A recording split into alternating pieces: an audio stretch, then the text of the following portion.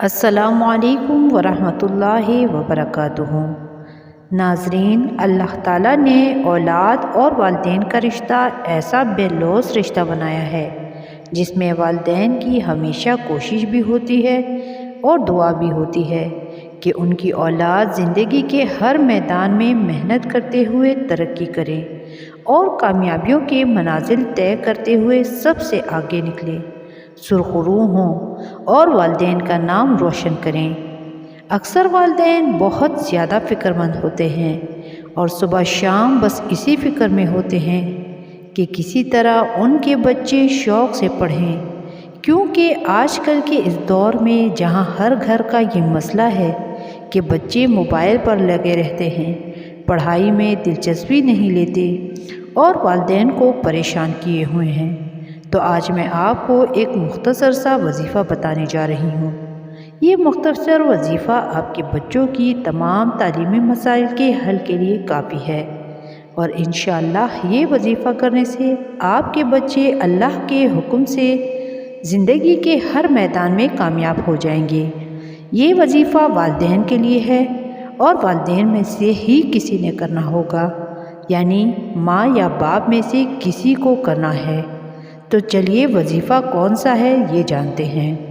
وظیفہ ایک مختصر قرآنی آیت کا ہے، اور یہ آیت مبارکہ قرآن کی سورہ فرقان میں سے ہے، اور وہ آیت نمبر 74 ہے۔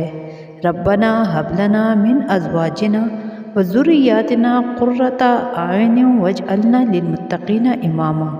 اے ہمارے رب، ہمیں اپنی بیویوں اور اپنی اولاد سے آنکھوں کی ٹھنڈک دے اور ہم کو پرہیزگاروں کا امام بنا۔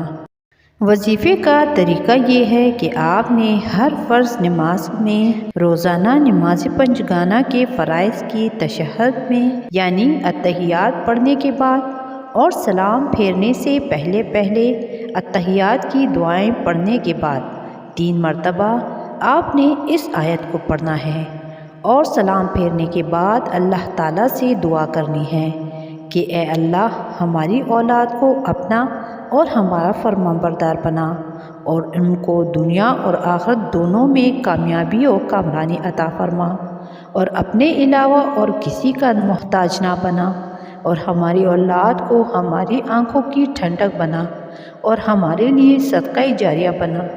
اللہ تعالیٰ دعاؤں کو قبول کرنے والا ہے، لہٰذا عاجزی سے اللہ سے دعا کریں۔ اللہ دعاؤں کو سننے والا اور قبول کرنے والا ہے۔ اللہ ہم سب پر اپنا کرم بنائے رکھے، آمین ثم آمین۔